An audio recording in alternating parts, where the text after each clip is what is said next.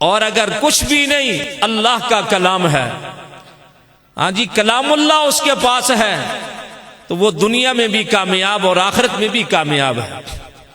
ایک شخص نے قسم اٹھائی کہ میں کائنات کی ہر چیز اپنی بچی کی جہیز میں دوں گا۔ اب پریشان تھا، اس کے پاس تو اتنی طاقت بھی نہیں تھی، تو علماء کے سامنے بیان کیا، تو نے کہا بھئی امام اعظم ابو حنیفہ رحمۃ اللہ علیہ کے پاس چلتے ہیں، وہ اس مسئلے کا حل نکال لیں گے۔ اب اس نے بڑی قسم کی طلاق والی کہ میں اپنی بچی کے ساتھ کائنات کی ہر چیز دوں گا۔ امام اعظم ابو حنیفہ رحمۃ اللہ علیہ کے پاس گئے تو امام اعظم ابو حنیفہ رحمۃ اللہ علیہ نے فرمایا تو اپنی بچی کو جب رخصت کرے تو اس کے ہاتھ میں کلام اللہ دے دے، اس لیے کہ کلام اللہ میں ہر چیز کیا ہے موجود ہے، تیری قسم تو خانے سے نہیں ہوگا۔ اس لیے ہمیں اللہ کا شکر ادا کرنا چاہیے۔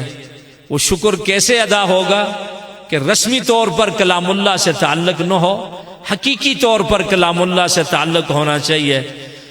قرآن کریم میں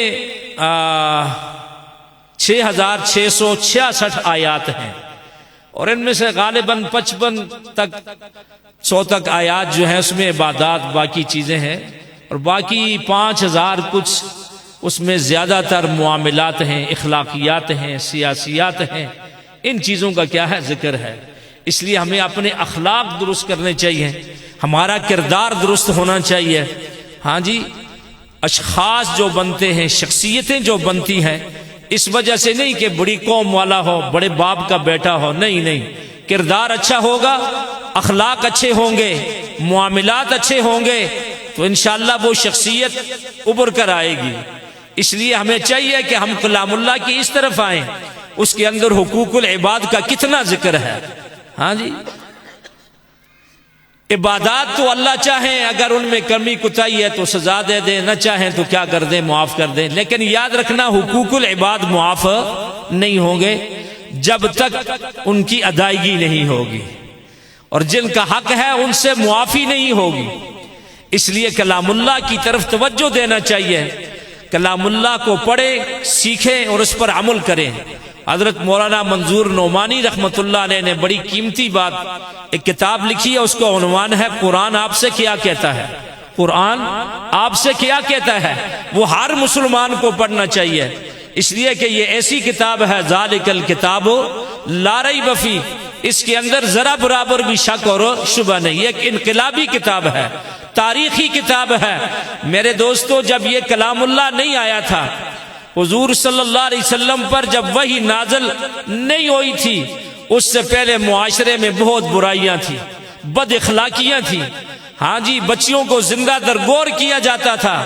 لیکن جب میرے آقا خاتم النبیین امام الانبیاء محمد عربی صلی اللہ علیہ وسلم پر میں کہا کرتا ہوں اسلامی نظام کا اسلامی قائد اعظم محمد عربی صلی اللہ علیہ وسلم پر جب یہ کلام اللہ نازل ہوا، اور جب وہ اس کلام اللہ کو لے کر قوم میں گئے تو ایسا انقلاب برپا کر دیا کہ قیامت تک اس کی تاریخ ہمیں نہیں مل سکتی۔ دشمنیاں محبتوں میں تبدیل ہو گئی،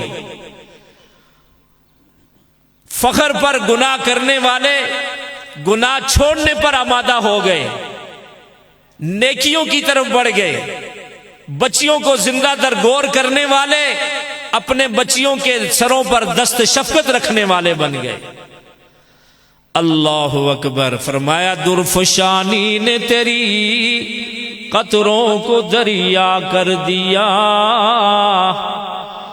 درفشانی نے تیری قطروں کو دریا کر دیا، دل کو روشن کر دیا، آنکھوں کو بینا کر دیا، خود نہ تھے جو راہ پر اوروں کے ہادی بن گئے، واللہ کیا نظر تھی جس نے مردوں کو مسیحا کر دیا۔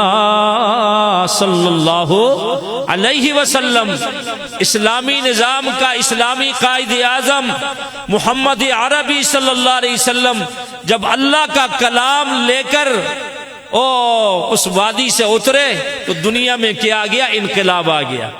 اس لیے میرے دوستو ہمیں چاہیے کہ ہم کلام اللہ سے جڑیں، اپنے گھروں میں قرآن کی تلاوت پابندی کے ساتھ ہو۔ میری مائیں بہنیں بچیاں جی گھر میں اللہ کا کلام پڑھیں گی تو برکتیں آئیں گی، اللہ کی رحمتوں کا نزول ہوگا۔ فرمایا جہاں قرآن کریم پڑھا جاتا ہے وہاں اللہ کی رحمتوں کا نزول ہوتا ہے۔ امام اعظم ابو حنیفہ رحمت اللہ علیہ جب دنیا سے رخصت ہونے لگے تو بچیاں رو رہی تھی، فرمایا رونے نہ رو تم، جہاں تم مجھے غسل دو گی تو وہاں میں نے 25,000 مرتبہ قرآن کی تلاوت کی ہے، جہاں ابھی میری چارپائی پڑی ہوئی ہے یہاں میں نے 40,000 مرتبہ قرآن ختم کیا ہے۔ اس لیے قرآن کی تلاوت بھی ضروری۔ یتلو علیہم آیاتہ ویزکیہم ویعلمہم الکتاب والحکمہ۔ جی قرآن کریم کو تلاوت پابندی سے اور قرآن کریم کا لفظی ترجمہ اور اس کی تفسیر یہ ہر مسلمان کے لیے کیا ہے؟ ضروری ہے، تاکہ وہ قرآن پڑھے اسے پتہ لگے کہ بھائی قرآن مجھ سے کیا مطالبہ کرتا ہے، قرآن مجھے کیا کہتا ہے۔ رسمی طور پر قرآن کی تلاوت نہیں ہونی چاہیے۔ جی آج مسلمانوں میں یہ چیز بہت زیادہ ہوگی، رمضان آ گیا تو قرآن لے لیتے ہیں، بس رسمی طور پر تلاوت ہوتی رہتی ہے، یا کوئی ختم کی ضرورت پڑتی ہے تو قرآن پاک کا ختم کروا لیتے ہیں، یا کوئی پریشانی آئی تو آ کر کہتے ہیں ارے جی قرآن کریم کی کیا کراؤ جی؟ ختم کراؤ۔ نہیں، اللہ اکبر، حقیقی طور پر قرآن سے تعلق ہونا چاہیے۔ آج ہم رسموں میں آگے ہیں، قرآن رسمی نہیں، یہ اللہ کا حقیقی کیا ہے؟ کلام ہے۔ جی اسی لیے تو حضور علیہ السلام نے فرمایا نا ادبوا اولادکم 3 خصال، فرمایا اپنی اولاد کو 3 خصلتیں سکھاؤ، حب نبیہ و اہل بیتہ و تلاوت القرآن۔ جی حضور علیہ السلام کی محبت اور حضور علیہ السلام کی شان تو اللہ نے قرآن میں بیان فرمائی نا جی، صحابہ اور اہل بیت کی شان قرآن میں بیان فرمائی۔ اب ایک آدمی تاریخ تو پڑھتا ہے، قرآن کے قریب نہیں جاتا، تو وہ صحابہ اور اہل بیت کے بارے میں اچھا خیال نہیں رکھتا۔ اس لیے حضرت والد صاحب رحمت اللہ علیہ کے استاذ حضرت قاضی نور محمد صاحب رحمت اللہ علیہ فرمایا کرتے تھے کہ تاریخ کو ہم قرآنی اشاروں پر قربان کر دیتے ہیں۔ جی مسلمان کے پاس اصل کتاب کیا ہے؟ کلام اللہ ہے، قرآن کریم ہے۔ قرآن پڑھو گے تو اللہ سے تعلق مضبوط ہوگا، انبیاء کرام کی عظمت، عقیدت، احترام، ادب دل میں آئے گا۔ قرآن سے تعلق پیدا کرو گے، صحابہ اور اہل بیت سے محبت پیدا ہوگی، قرآن والوں سے محبت کیا ہوگی؟ پیدا ہوگی۔ اور جب ان سے محبت پیدا ہوگی، عقیدت ہوگی، ادب و احترام ہوگا، انشاءاللہ پھر دنیا کی کوئی طاقت ہمیں قرآن سے دور نہیں کر سکتی۔ اس لیے میں اپنے تمام بزرگوں سے، نوجوانوں سے یہ عرض کروں گا، ٹھیک ہے آپ بچوں کو عصری علوم بھی پڑھائیں، جی اس سے ڈاکٹر بنیں گے، انجینئر بنیں گے، زراعت کے ڈاکٹر بنیں گے، اس کا تعلق میرے اور آپ کے جسم کے ساتھ ہے۔ اللہ نے میرا اور آپ کا جسم 2 چیزوں سے بنایا، ایک ہے جسم اور ایک ہے روح۔ جسم بنا مٹی سے، اور جسم کی نشو و نما کے لیے غذا کی ضرورت پڑی تو اللہ نے غذا کا انتظام بھی مٹی میں فرما دیا۔ اور جسم جب بیمار ہوتا ہے ڈاکٹر اور طبیب کے پاس جاتے ہیں تو وہ ہمیں جو دوائی دیتا ہے وہ بھی جڑی بوٹیوں سے بنی ہوئی ہوتی ہیں، ان کا تعلق بھی زمین کے ساتھ ہوتا ہے۔ اور دوسری چیز جو میرے اور آپ کے جسم کو کارگر بنانے والی ہے وہ کیا ہے؟ روح ہے۔ روح آسمانوں سے آئی، روح کی غذا کی نشو و نما کے لیے بھی غذا کی ضرورت ہے۔ اللہ نے روح کی غذا بھی آسمانوں سے نازل فرمائی، وہ ہے قرآن کریم ہے۔ بعض لوگ کہتے ہیں نا کہ روح کی غذا کیا ہے؟ موسیقی ہے۔ لعنت اللہ علی الکاذبین، روح کی غذا موسیقی نہیں، روح کی غذا کیا ہے؟ کلام اللہ۔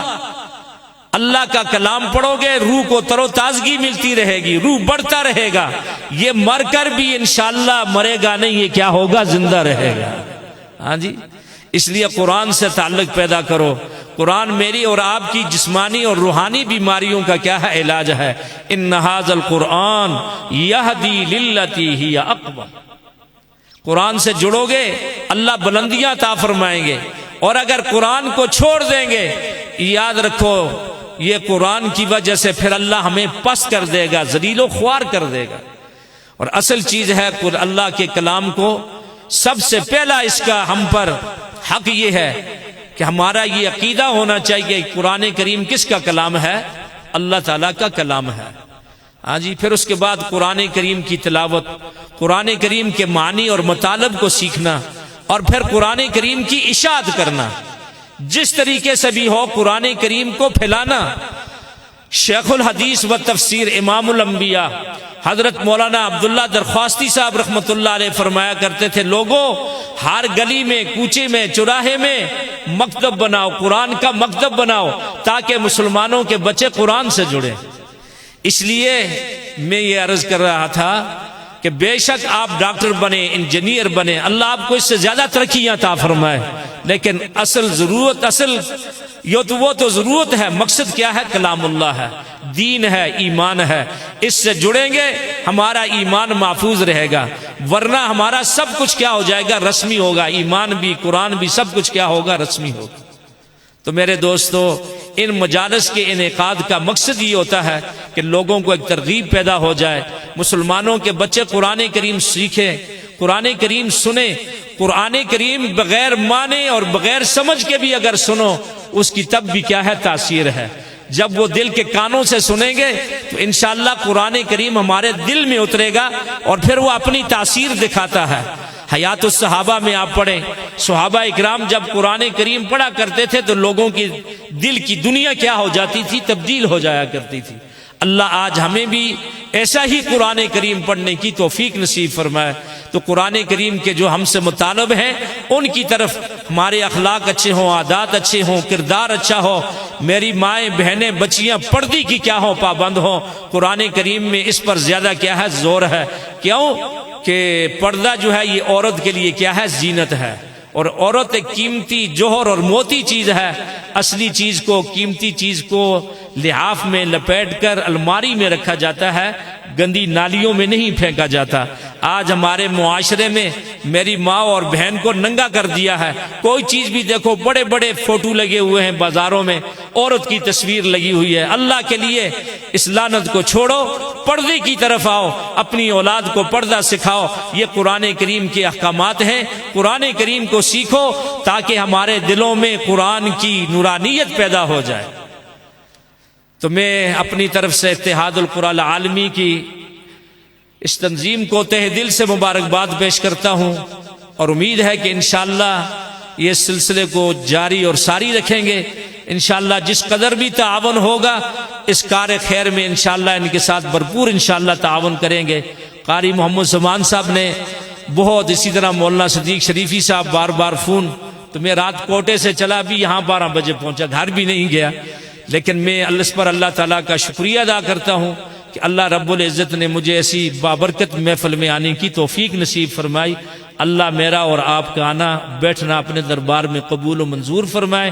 اللہ ہمیں قرآن کے ساتھ تعزیز، جب تک میرے اور آپ کے جسم میں روح ہے، ہاں جی، اس قرآن کے ساتھ ہو۔ اور یاد رکھنا، جب دنیا سے جائیں گے قبر میں بھی یہ قرآن ساتھ ہوگا، میدان محشر میں بھی قرآن ساتھ ہوگا۔ جنت میں کوئی عبادت نہیں، کوئی عبادت نہیں، وہاں اللہ رب العزت اہل جنت والے اس طرح سامنے بیٹھے ہوں گے، ہر نبی کی کرسی ہوگی، اس کے پیچھے اس کے امتی ہوں گے۔ اللہ تعالیٰ فرمائیں گے، او میرے بندو، او جنتیو، دنیا میں قرۂ اعظام قاری محمد زمان صاحب تم قرآن پڑھتے تھے، لوگ سنا کرتے تھے، آج میں اپنے کلام اللہ کی خود تلاوت کروں گا، تم سنو گے۔ ہاں جی، تو پھر رب العالمین قرآن کریم کی تلاوت فرمائیں گے، الرحمن علم القرآن خلق الانسان علمہ البیان۔ اللہ نے مجھے اور آپ کو جو پیدا کیا ہے تو اپنے کلام اللہ کے لیے پیدا کیا ہے۔ تو ان مجالس کے انعقاد کا مقصد ہی یہی ہوتا ہے کہ لوگوں کے سامنے کارگزاری سامنے لائی جائے کہ یہ لوگ فضول نہیں ہیں، تمہارا مال، تمہاری اولاد ضائع نہیں ہوتی، ان کو قیمتی بناتے ہیں۔ ہاں جی، قرآن کریم سکھاتے ہیں۔ تو قرۂ اعظام ہمارے مہمانان گرامی تشریف لا چکے ہیں، انشاءاللہ وہ آپ کے سامنے تلاوت کریں گے۔ میری آپ سے یہ گزارش ہے کہ دل کے کانوں سے سنیں اور یہ نیت کر کے اور یہ دعا کر کے سنیں کہ اللہ اس قرآن کا نور ہمارے سینوں میں اتار دے. جب اس نیت سے بیٹھو گے انشاءاللہ یہاں سے اٹھو گے تو دل کی دنیا تبدیل ہوئی ہوگی. سبحانک اللہم ربنا وبحمدک اشہد ان لا الہ الا انت استغفرک واتوب الیک.